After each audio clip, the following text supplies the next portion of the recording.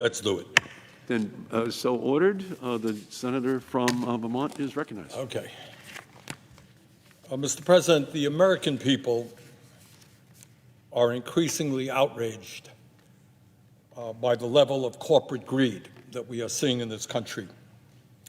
As you know, while prices are rapidly increasing, corporate profits are soaring in the oil industry and what we pay at the gas pumps, in the food industry and what we pay at grocery stores, in housing, and in so many other areas. Meanwhile, while the very, very rich get richer, because of inflation, many workers are now seeing a decline in their real wages. During this pandemic, unbelievably, and I hope that everybody knows this, while workers have been struggling, the billionaire class, people who are worth at least $1 billion, have seen a $2 trillion increase in their wealth. And the level of income and wealth inequality today is the highest that it has been in over 100 years. Two people, Mr. Musk and Mr. Bezos, now own more wealth than the bottom 42% of American society, over 130 million people. Two people own more wealth than the bottom 130 million Americans. In the midst of all of this, inflation, inequality, corporate greed, working people have declared loudly and clearly that enough is enough. We must end the corporate greed that is hurting so many of our families. And workers are now fighting back in a way that I have not seen for a very long time to improve their standard of living, to get the wages and benefits they desperately need, and to get a seat at the negotiating table in a way that has not taken place in a very, very long time. Workers throughout this country are now in the process of organizing unions at a grassroots level and are prepared to go out on strike when the greed of large corporations prevents them from receiving decent wages and decent benefits. During the last couple of years, I have personally been involved in a number of union organizing campaigns and strikes throughout the country, from John Deere, Nabisco, and Kellogg's in the Midwest, to the Warrior Met strike in Alabama, which continues today, to the Kroger's grocery store strike in Colorado, and many others. And I have to say that I have been incredibly impressed by the solidarity and the courage of those workers who are prepared to stand up for justice against very powerful corporate interests. Mr. President, as I am sure you know, an historic union victory was achieved nearly 1 month ago by Amazon workers in Staten Island. Amazon is one of the most profitable and one of the most powerful corporations in America. It is also one of the largest employers in our country, with close to 1 million workers. We are talking, when we talk about Amazon, about a company that made a record-breaking $36 billion in profit last year, $36 billion. And that was a 453% increase from where it was before the pandemic. In other words, Amazon today is doing unbelievably well, and in fact, it is doing better as a company than it has ever done before. We are talking about a company that is owned by Mr. Jeff Bezos, the second wealthiest person in America, worth $170 billion. Let me repeat that. He's not the wealthiest. He's only the second wealthiest, worth $170 billion. And here's something that is interesting and tells you about our corrupt political system and our regressive and unfair tax system. We are talking about a company, Amazon, that makes huge profits, that paid nothing, zero, in federal income taxes in 2017 and 2018, and paid a lower tax rate, federal tax rate, than a nurse or a firefighter last year after making billions in profit. Average nurse, firefighter, grocery store worker has an effective tax rate that is higher than what Amazon's was last year. We are also talking about Mr. Bezos as an individual who in a given year, despite his extraordinary wealth, has also paid zero, nothing in federal taxes.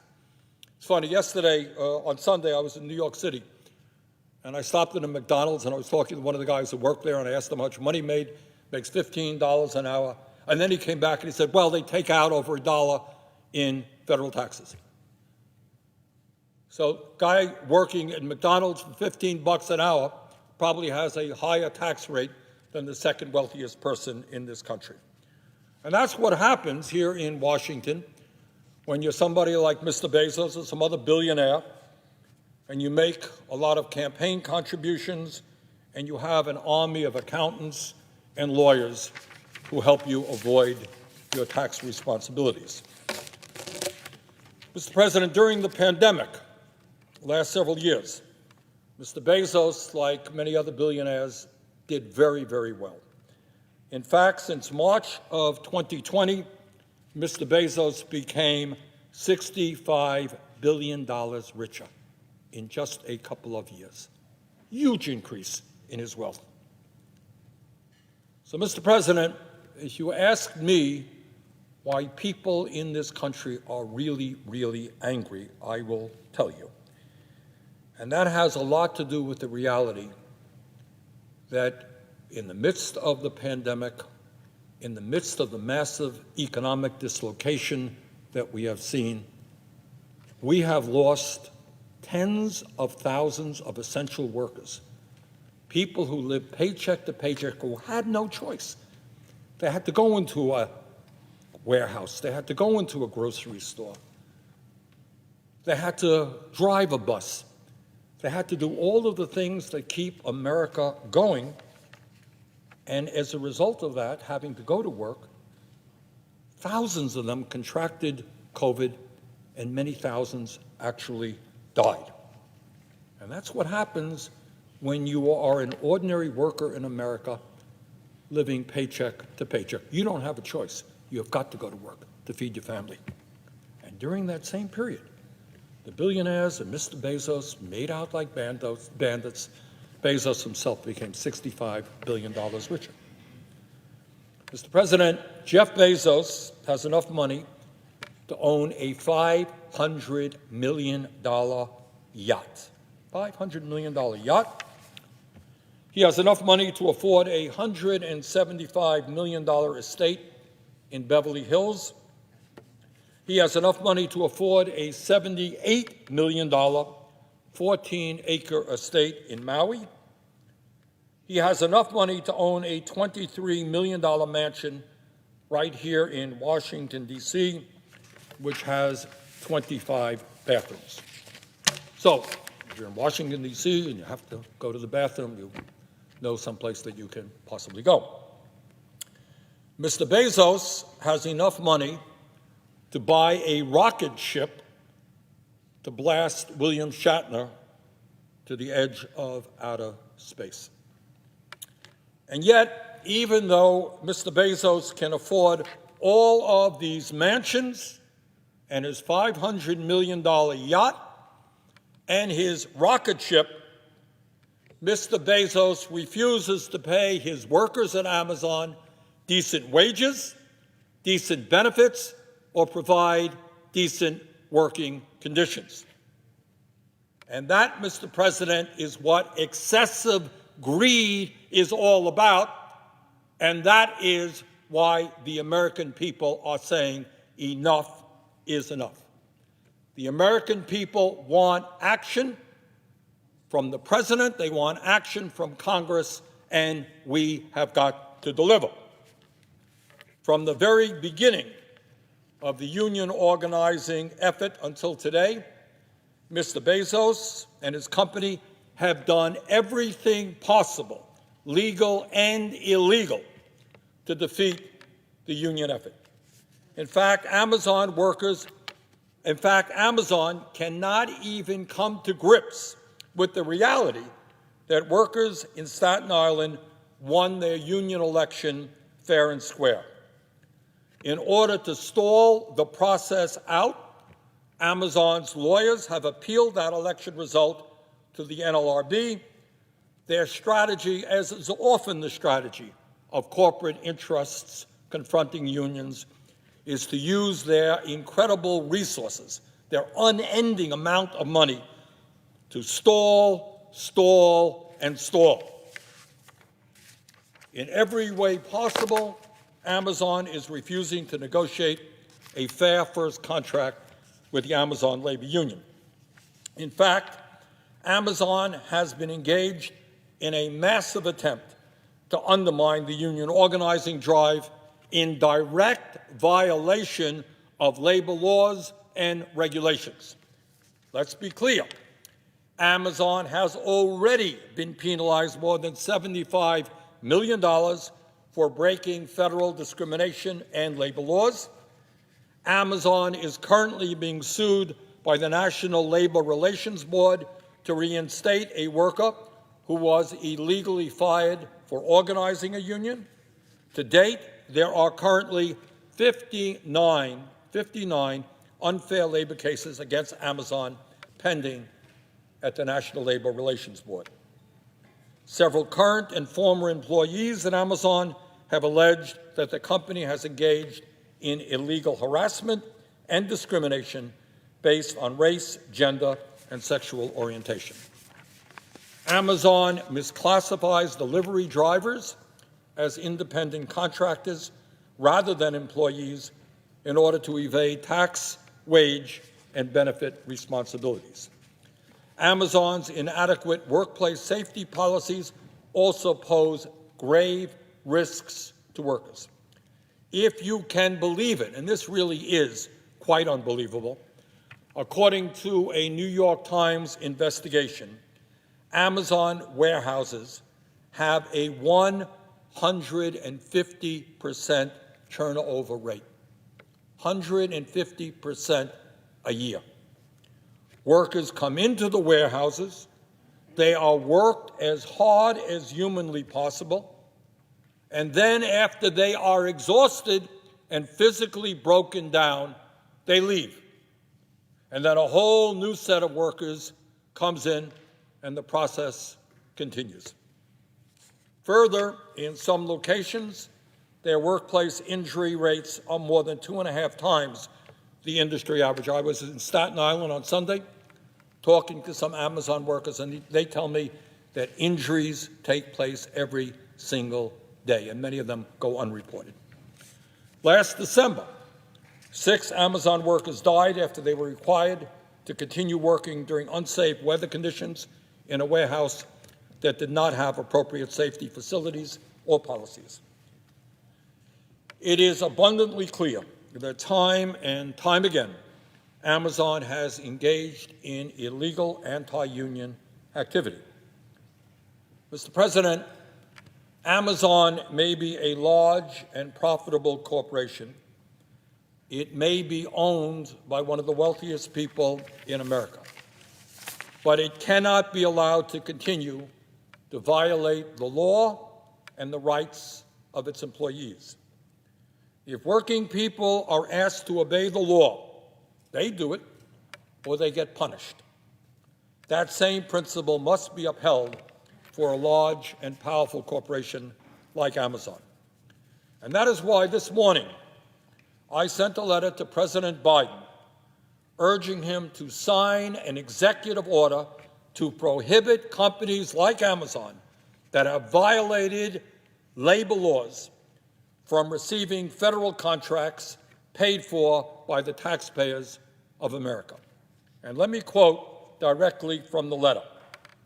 Quote, "Dear President Biden, last September, I was delighted to hear you state that you intend to be the most pro-union president leading the most pro-union administration in American history." End of quote. That's from President Biden. At a time of massive income and wealth inequality, where too many workers are falling behind, your sentiment, Mr. President, is exactly right. We need to build the trade union movement in America and allow workers to engage in collective bargaining. One of the most effective ways for you, that is President Biden, to begin accomplishing this important goal would be to ensure that no corporation that is engaged in illegal anti-union activities receives a contract paid for by the taxpayers of the United States. That would be enormously effective in curtailing the illegal activities of companies like Amazon. And I then continued in saying in my letter to the President, as you will recall, Mr. President, during the presidential campaign, you promised to, and I quote here, institute a multi-year federal debarment for all employers who illegally opposed unions, and to, quote, ensure federal contracts only go to employers who sign neutrality agreements committing not to run anti-union campaigns. End of quote. That's what President Biden said as a candidate for president. And then I say in my letter, that campaign promise was exactly right. Today, I am asking you to fulfill that promise. As you may know, Amazon, one of the largest, the most profitable corporations in America, is the poster child as to why this anti-union busting executive order is needed now more than ever. And, Mr. President, I would ask unanimous consent to include the full text of my letter into the record. Without objection, so ordered. President Biden, more than any other president that I can recall, has talked over and over again about being pro-union. And I appreciate very much what the president has said, and I know him to be absolutely sincere when he says it. But just this afternoon, in an article published in Politico, an article that dealt with my letter to the president, this is what the article said, and I quote, "A White House official said that the president has stated consistently and firmly that every worker in every state must have a free and fair choice to join a union and the right to bargain collectively with their employer." The official, who declined to be named, added that Biden believes there should be no intimidation, no coercion, no threats, and no anti-union propaganda from employers while workers are making that vitally important choice about a union. End of quote. That is a statement from a White House spokesman this afternoon. But what I would say is that what this official said that President Biden doesn't want is precisely what is happening at Amazon right now. There is intimidation. There is coercion. There are threats and anti-union propaganda. In fact, what President Biden says should not be happening is precisely what is happening at Amazon. Therefore, it is my view that the time for talk is over. The time for action is now. Taxpayer dollars should not go to companies like Amazon and multi-billionaires like Jeff Bezos, who repeatedly break the law. No government, not the federal government, not the state government, and not the city government, should be handing out corporate welfare to union busters and labor law violators. So today I say to President Biden, you promised to prevent union busters like Amazon from receiving lucrative contracts from the federal government.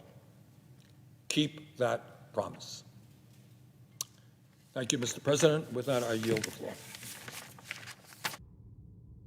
And I guess note the absence of the quorum. Clerk will call the roll. Ms. Baldwin.